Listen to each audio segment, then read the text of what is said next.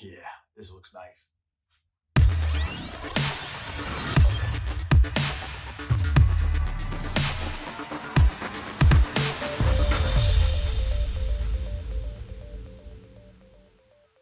Hey, what's going on, everybody? Welcome back to another episode of This New Studio. I'm your host, Tim, the one and only child of Mecha, and today we are going to be doing some one-to-one scratch building. Yeah, some full-size scratch building. So I mentioned this project in the last video. This is going to live on top of the main storage shelves in the studio, and this is going to house all the magazines and books and stuff like that that we can grab at a moment's notice and reference during live streams and videos and things like that. As you can see on the screen with the SketchUp model, this thing is going to be pretty large. It's, like I said, I've got a lot of magazines, a lot of books to throw on here, so we needed something fairly big. Now, it's going to be sectioned off into 2 columns, and then there's going to be 2 fixed shelves in the middle. But then there's going to be 4 variable height shelves that we're going to use some of the shelf pins and stuff like that to achieve that. And we're going to get into that much later, but you kind of get an idea of what this thing is going to look like. So now that we're back to the bench, I've already done some pre-work on a lot of these pieces. Pre-drilled holes, cut in the biscuit slots, cut in some rabbets, things like that. So let's bring you over a lot closer and I'll show you exactly what we've done so far. So some of the pre-work that I've already done is I've cut in some 3/16 rabbets on both sides at the back to allow the backboard to slide in very easily. Now, if you're not in the US, you probably call these rebates, but here in the States, we call them rabbets. I already cut in all of the biscuit slots here on the sides, and I've also pre-drilled some of the holes for this middle support section here as well. So the next thing that we're going to do is we're going to take this piece and we're going to cut in the biscuit slots in either end, so they're going to match up real nice with these bottom ones here for the side pieces. So let's get into that. So just as a reminder, in this episode, we're going to be using power tools. So you want to make sure to read and follow all of the directions and safety precautions. And most importantly, you want to wear a set of these.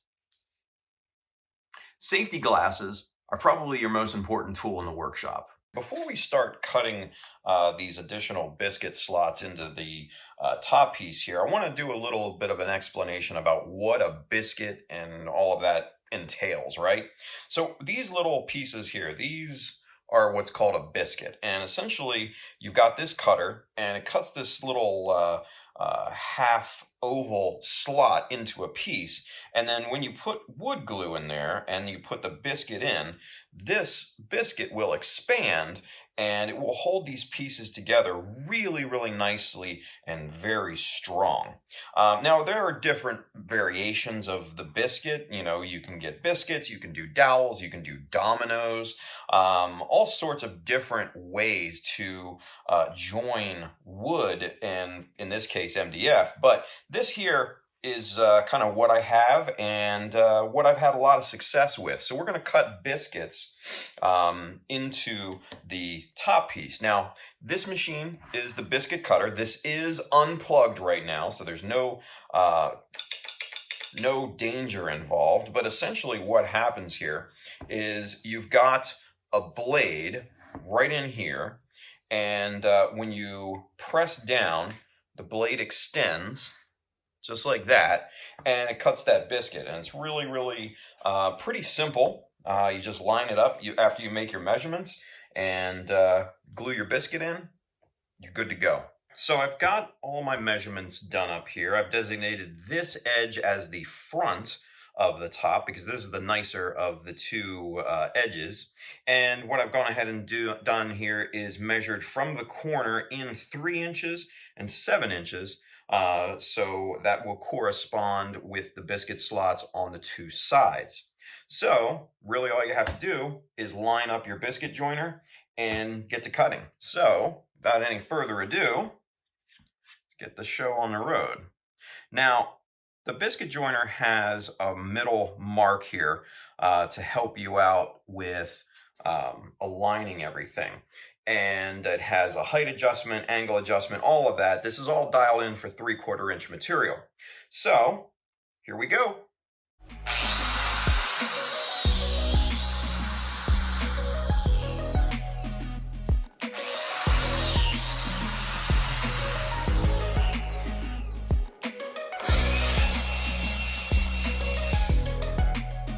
So now that we're done with the biscuit joinery and slotting and everything, comes the second part of the joinery method. I've got my pocket hole jig screwed down to my workbench, and this thing is ready to go. So for those of you that don't know what pocket holes are, this is basically what pocket holes are.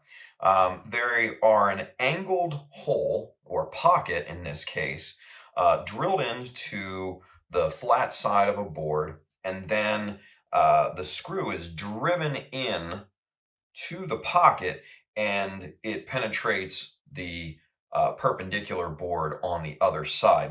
So in addition to the jig itself, there's a couple things that you're going to need, namely a pocket hole screw. Now, as you can see, these screws are usually somewhat self-tapping, usually coarse threaded, depending on the material. You can get fine threaded if you're dealing with hardwoods and stuff. But most importantly, they have a nice robust head to the screw. Basically, it's something that's going to grip into that pocket and not tear through, right? The other component is the drill bit itself. Now, this is what's called a stepped drill bit, meaning that there is a thinner section of drill bit down here at the bottom to create the channel that the screw actually goes into, and then the thicker portion of the drill bit, which actually forms the pocket itself in the board. Now, to achieve that hole, the drill bit slots in to these steel collars within the jig, and as you can see, drills right through at a perfect angle and penetrates that wood. So, without any further ado, let's go ahead and set this board up into the jig, and we'll show you how to do it.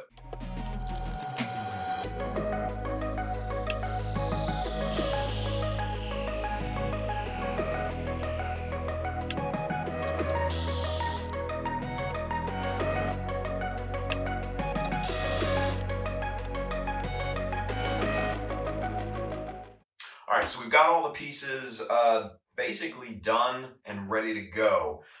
We've got the biscuit slots cut in, pocket holes drilled, other holes drilled and countersunk, measurements all plotted out on these boards so that assembly should go as easy as possible.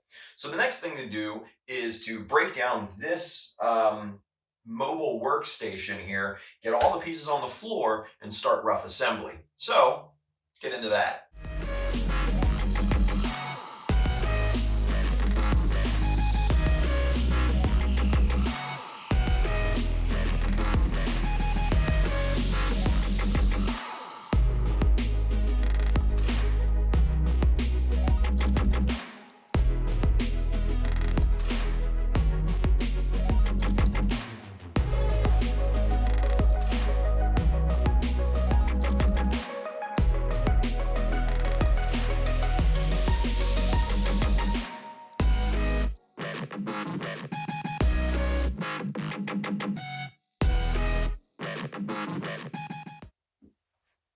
Here it is.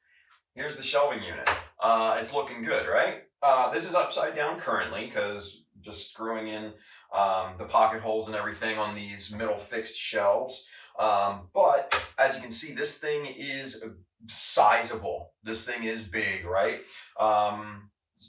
Definitely enough storage for all the books and magazines and everything. And I think this is going to be a wonderful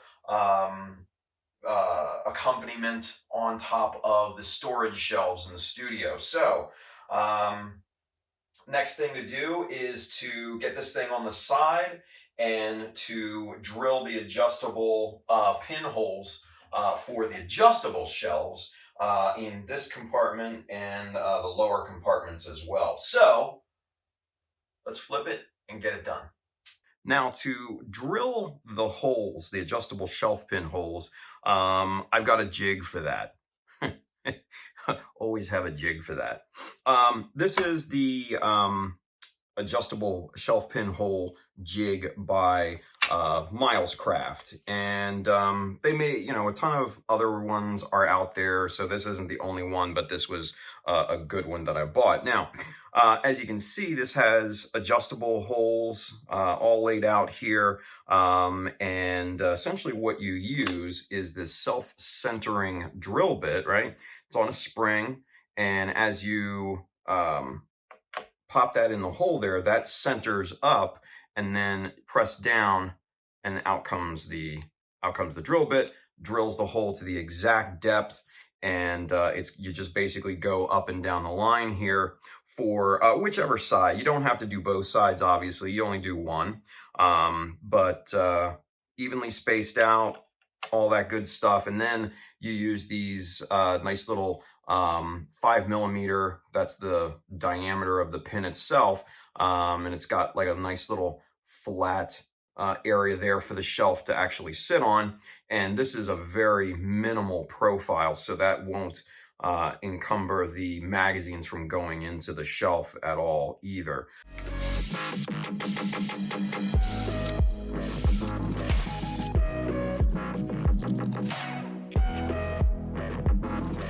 And there we go. Now we have a set of adjustable shelf pin holes. We'll flip it over, do the other side, and get this whole thing drilled out, get some shelf pins in here, and we'll show you what it looks like.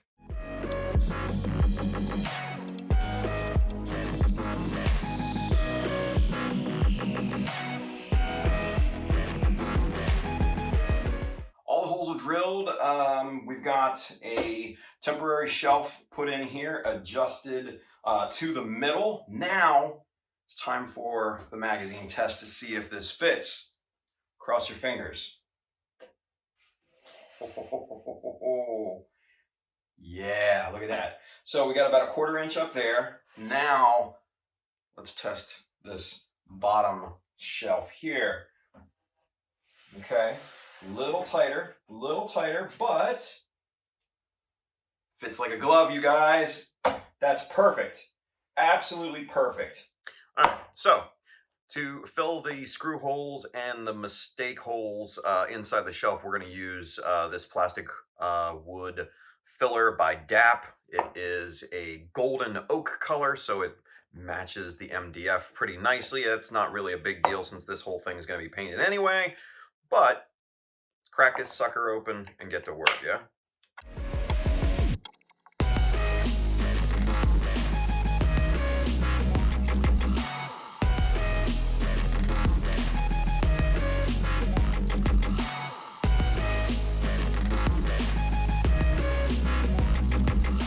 All right, so we've got everything filled in, all of the holes and everything are done, and the putty's dried and everything, it's ready to go. I've got my random orbital sander with some 80 grit attached to it. This is ready to go, but before we do that, we need to take safety precautions and wear one of these. This is very important.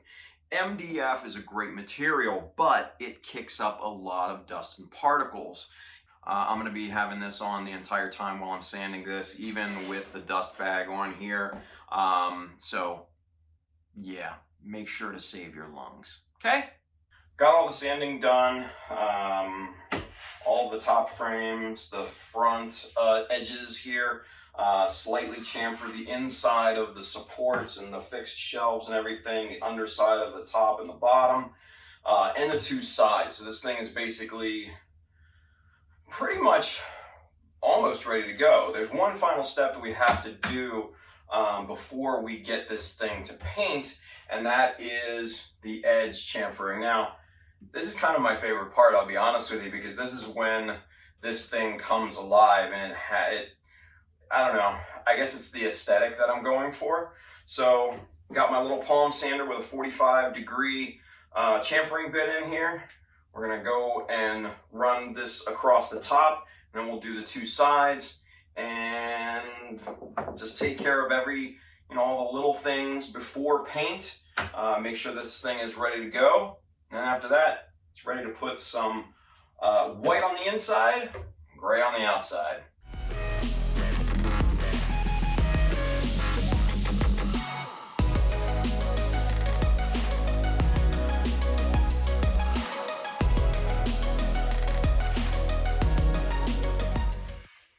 So everything is routed, everything is sanded, everything is flush, the face frames are nice and even. The only minor thing that I still have to do are to sand the mistake pinholes inside here, but I'll do that once the backing is off. But for all intents and purposes, this thing is ready to go to paint. I've already started cutting in on the shelves here. So what I mean by cutting in is painting the inside corners, bottoms, tops, all of them, right? So I've got my little 2.5 inch angled brush here, and I actually cut the end off of this to make it shorter so it can fit in tighter spaces, right? So it's real simple. You got your paint, you got your brush, and you just have at the corners. You just brush this out, making sure that the corner is nice and covered. And then once we're done with the cutting in, then we'll start rolling the surfaces with, just a simple 3-inch paint roller, right? And this is super simple. And this is the limitation of my brush technique as well. So you won't find me doing this to models. This is only on studio furniture and stuff. That's where I draw a line.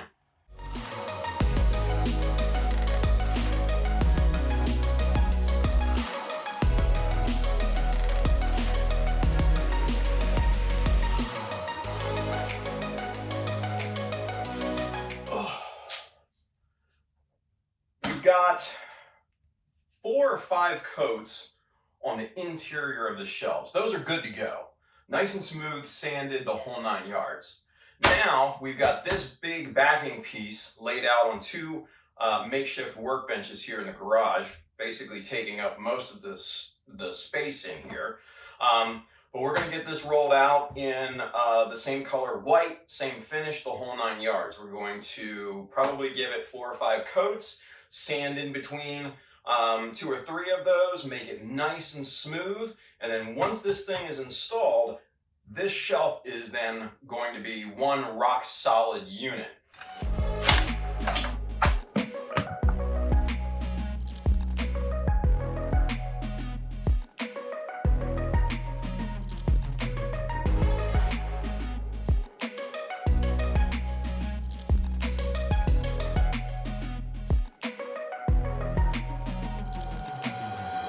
After 5 coats, this backing board is good to go. Nice and smooth, bright white, exactly what I wanted. Matches the finish on the internal parts of the shelving unit. This will match 100%, and I'm really happy about it. Now that I have this thing in place, it's slotted in perfectly fine. We're going to attach it to the back side of the fixed shelves with some just simple 1-inch drywall screws. I've got the top 3 screws actually flushed in because we're going to put the cleat over top of this, and the cleat is going to screw into that top portion of the shelves as well. So I don't want a lot of screws on the top. Down the middle and through here horizontally, that's going to give this thing a lot of strength, and then we'll put a row at the bottom as well. So let's get to doing this, yeah?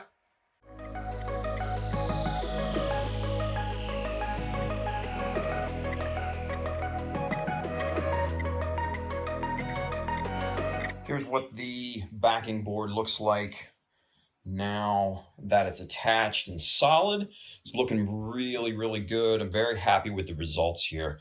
A lot of screws obviously went into this, but I didn't want the backing board to flex outward from the shelves. Didn't want that as, wanted to prevent that as much as possible, basically, right? But the real nice thing is that there's very, very little flexion in this. This thing is now one really rock solid piece. So very, very happy with this so far. The inside's looking good. Now we've got to get the outside looking good. So we got to get some gray on this. So that'll be the next step that we're going to jump into. Let's get to it. We've got this thing taped up. We've got the outside sanded nice and smooth. We've got 2 coats on here so far, sanded between both coats. It's very nice and smooth. We're about to apply the 3rd, possibly final coat. This thing's really coming together.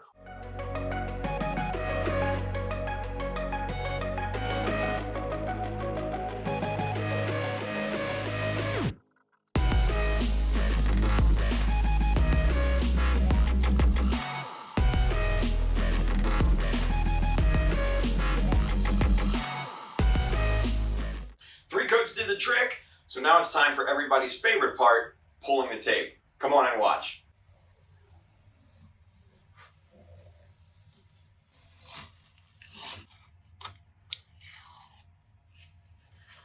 Now that this thing is painted and the tape is pulled and everything is good, the very last step that we have to do to this thing before we take it into the studio is attach the French cleat to the back here.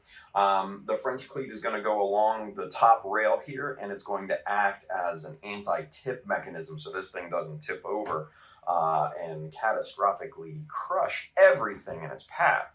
Now, for those of you that don't know what a French cleat is, let me show you real quick. This is basically a French cleat. It's a single board ripped in half on a 45-degree angle, and one portion is attached to the shelves while the other portion is attached to the wall. And what happens is they slide together just like this, and they create a really nice hanging system, right? So essentially, for the shelf to tip, it would literally have to come up off this cleat and fall forward. With the weight of the books and everything, that's probably never going to happen. We went with wood simply because this is what I had in this place, and wood is probably going to be a little bit stronger than MDF simply because of the way that the growth rings in this are situated. So as you can see, we've got the cleat installed. It's very secure. We've got 2-inch screws running into the top portion of the MDF shelf. We've even got some pocket hole screws on either end as well. So last thing I'm going to do here is run a little bit of paint over this guy to try and hide the ugly cleat, and then we can get this thing transferred inside, get the corresponding cleat up on the wall, and get this thing into its forever home. All right, so we got the cleat up on the wall. It's screwed into 3 studs with construction grade screws. This thing is not going anywhere. I could probably hang off of this thing. So now all that's left is to get that thing in here, get it up on the storage shelves, and seat it onto the cleat, center it, and it's here to stay. I've got this thing in here. It is heavy. So the idea here is to lift it up by the middle shelves, which I've done plenty of times before in the garage. Lift it up, turn it, get it set on here initially, and then get my step ladder in here, and then I can lift it up and seat it on the cleat and then center it. It's got 8 non-stick pads on the bottom, so this thing should not be going anywhere once it's in place. Fingers crossed.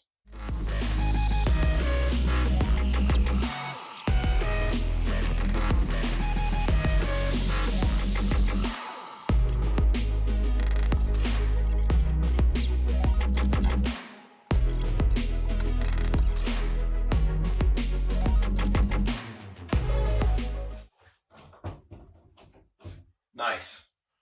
So what I did was I purposely set the cleat about 1/8 of an inch lower than what it was supposed to be.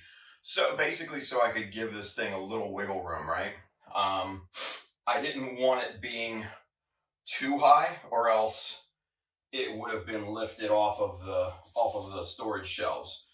So we give it a little bit of play, and it's got a little movement, but nothing in terms of it's going to tip over. This is going to be rock solid here. I'm real happy with that. Yeah, tight up against the wall and everything. This is good. All of the planning, all of the measuring, all of it worked out. So, with that being said, now we have to work on the 4 shelves. So, let's get to painting. All right, so as you can see, the shelves are done. The adjustable shelves are all done, completed. The pins are in. They're all nice and even, looking really, really good. The floating shelves have the same 4 coats of paint on it, just like all of the rest of the interior here. So this thing is ready to get some books on it.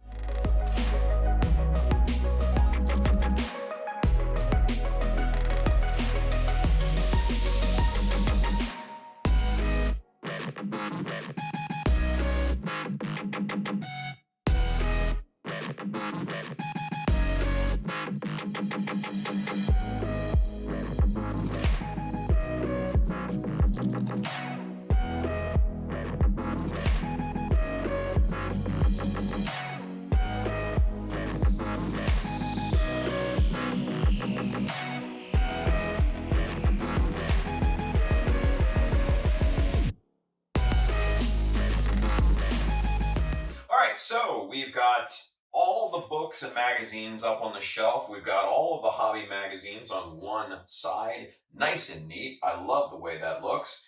And then we've got all of the art books and things on the other side. So 1.5 shelves of those. So we have 2.5 shelves still open at this point, which is awesome. And I love that fact. Room for more books, right?